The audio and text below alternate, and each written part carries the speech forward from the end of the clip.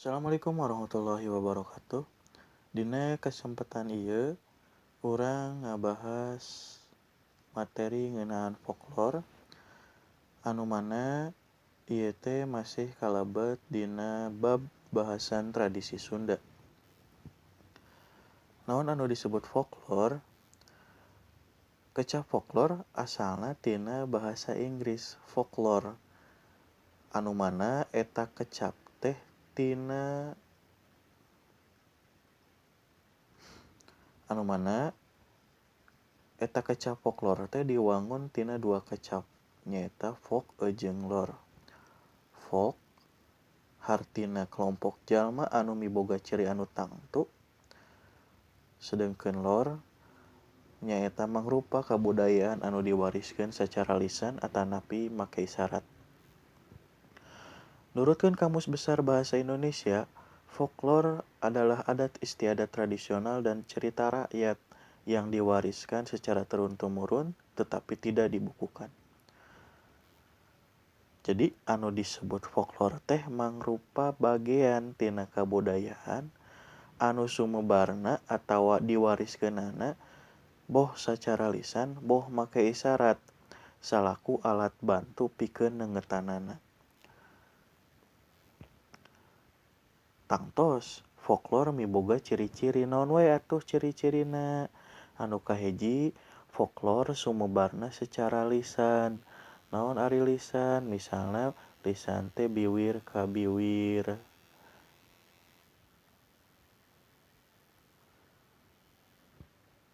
Atanapi teu aya catetanana.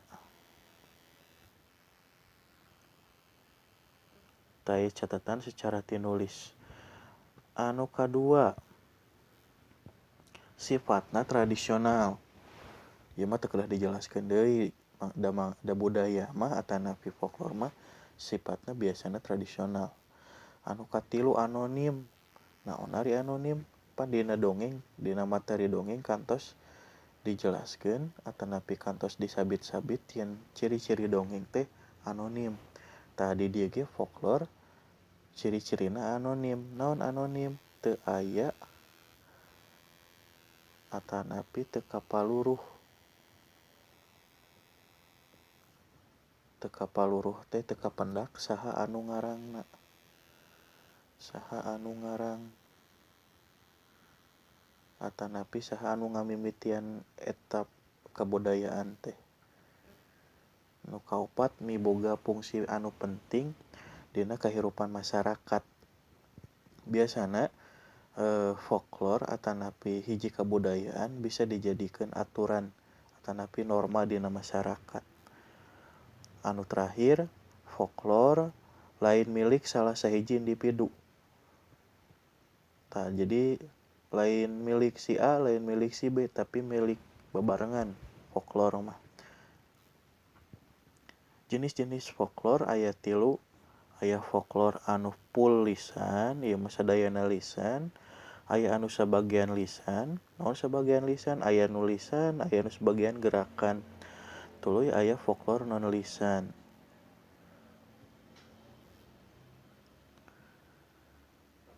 Naon nu kaasup dina folklore lisan di urang? Tah, di dieu aya 7 rupa anu kaasup kana folklore lisan. Aya kawih jeung kakawihan. Ari kawih mah biasana dihalangkeun ku rumaja nepi ka dewasa. Ari kakawihan mah ieu biasana ku budak nalika arulin. Anu kadua aya babasan jeung paribasa. Ieu kantos dijipedar dina bab naon ya di kelas 11. Pamitelepat dina bab biantara. Babasan jeung paribasa. Anu mana bedana ari babasan mah diwangun ku dua kecap, ari paribasa mah ngawangun kalimah. Babasan jeung paribasa biasana dumasar kana tujuan dibagi janten tilu, aya nu lebet kana wawaran luang, aya nu lebet kana pangjurung laku hade, aya nu lebet kana panyeram lampah salah. Contoh babasan misalna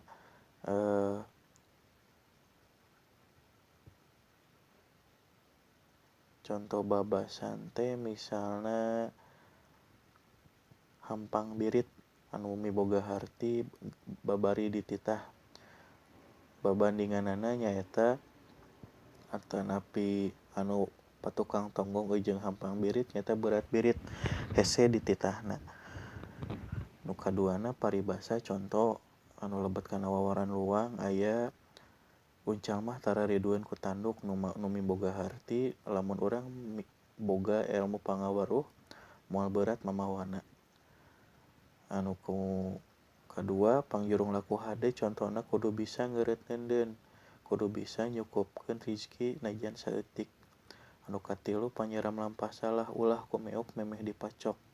Teu ye biasana sok aya dina banner-banner atanapi dina banner lamun Persib main di stadion di ngajeblag ulah kumeok memeh dipacok, ulah sieun, ulah nyebutkeun teu bisa samemeh urang nyobaan. Nu katilu aya nu disebut mantra. Tah mantra teh dibagi deui janten genep. Aya jampe. Jampe mah ieu biasana pikeun ngubaran kasakit. Aya jangjawokan. Jangjawokan mah dipakena dina ngamimitian hiji pagawean. Aya asihan. Asihan hayang dipika asih, hayang dipika resep ku batur. Tuluy aya ajian. Ajian mah fungsina pikeun meunangkeun kakuatan atanapi kabedasan. Tah aya nu disebut raja jeung singlar. Tah duanana sifatna hampir sami atanapi fungsina hampir sami pikeun nyingkahan tina hal-hal anu teu dipika hayang. Anu kaopat aya nu disebut pamali. Tah pamali teh mangrupa hiji larangan ti kolot baheula anu lamun dipigawe bakal meunang mamala atanapi musibah. Urang bahasna keur budak sareng keur rumaja heula. Lamun keur budak contona ulah lalanggiran. Apa lalanggiran pangintennya? Tah lamun ceuk kolot baheula lamun urang lalanggiran engke bakal paeh indung.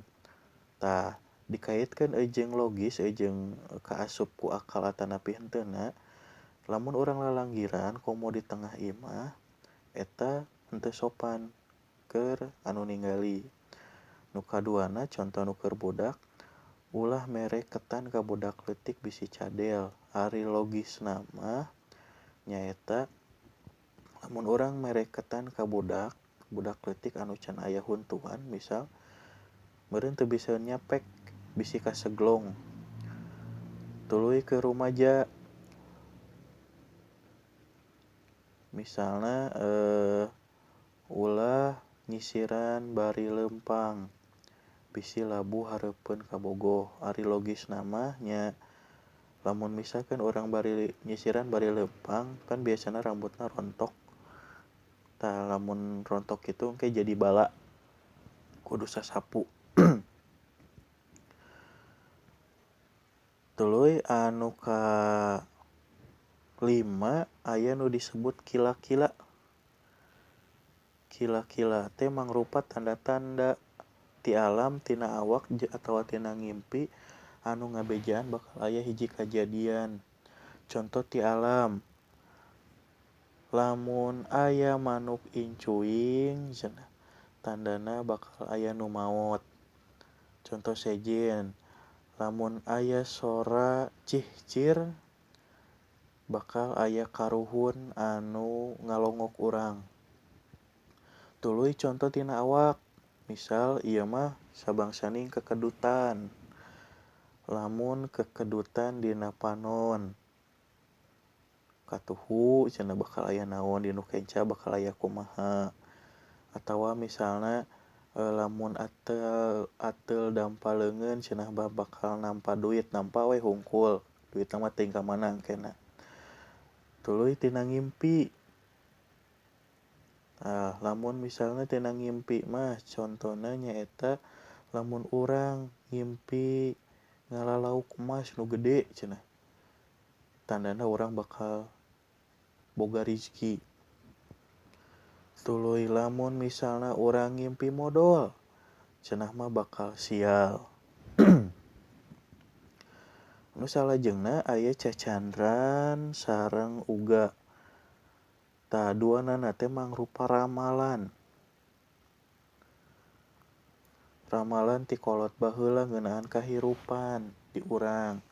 Cacandran mah ieu kana kota khususna. Tah ieu mah kana kahirupan. Contoh cacandran.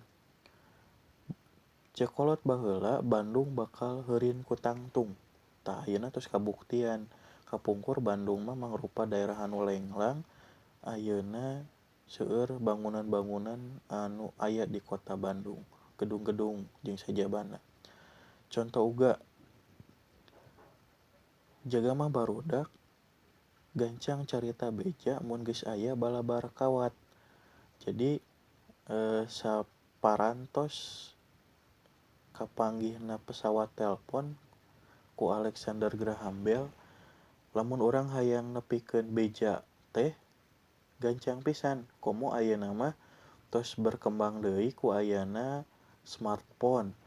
Aya WA, Telegram jeung sajabana gampil pisan beja teh nepina. Tuluy aya folklore sabagean lisan. Naon wae folklore sabagean lisan kahiji kaulinan. Naha bet asup kana sabagean lisan. Margi sok aya kaulinan anu salianti gerak urang sok bari nyanyi. Contona aya kaulinan sepdur. Pan urang bari nyanyi eta sepdur mantri maan dedur deras depan deras deri jeung sajabana. Tuluy aya anu caca burame.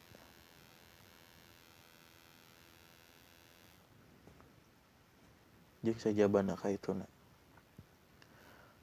Tuluy aya adat istiadat. Adat istiadat tos puguh. Aya lisana, aya non lisana, campuran. Dina adat istiadat di urang aya nu disebut daur kahirupan manusa. Tangke dina tugas salajengna hidep kedah ngabahas salah sahiji tina adat istiadat. Nah eta bade tina ngandung misalkan 7 bulanan, atanapi dina pas bagian nikahna, atanapi pas bagian mulasara nu maot jeung sajabana. Aya tari nari, aya jaipong jeung sajabana. Aya tari topeng banjet jeung sajabana di urang. Tuluy aya pesta rakyat.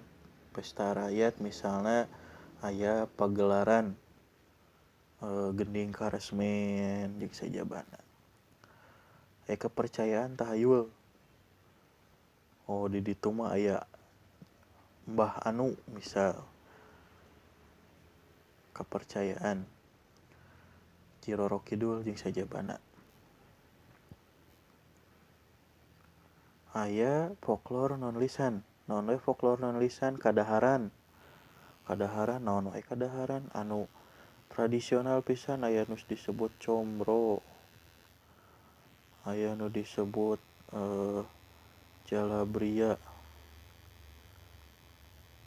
Aya nu disebut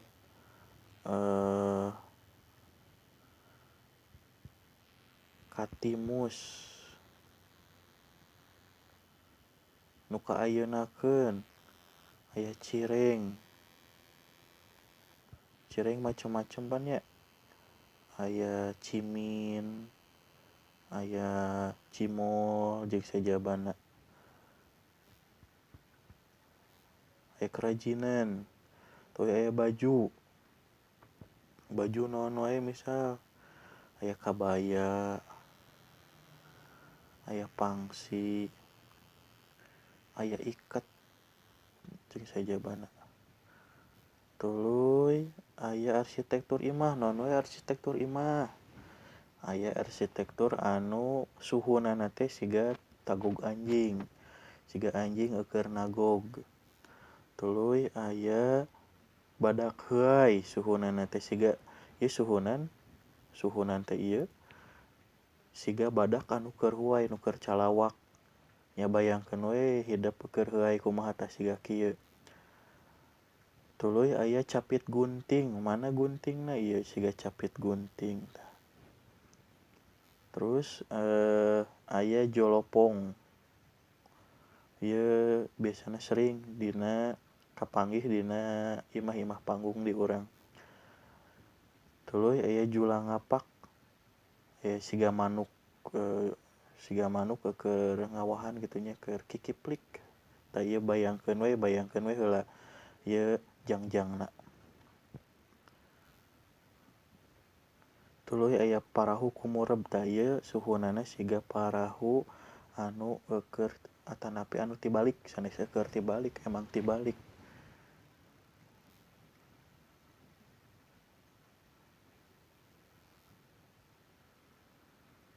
Ya, sakitu pedaran dina danget ieu engke disambung deui dina pedaran-pedaran salajengna. Hatur nuhun. Wabillahi taufiq wal hidayah. Wassalamualaikum warahmatullahi wabarakatuh.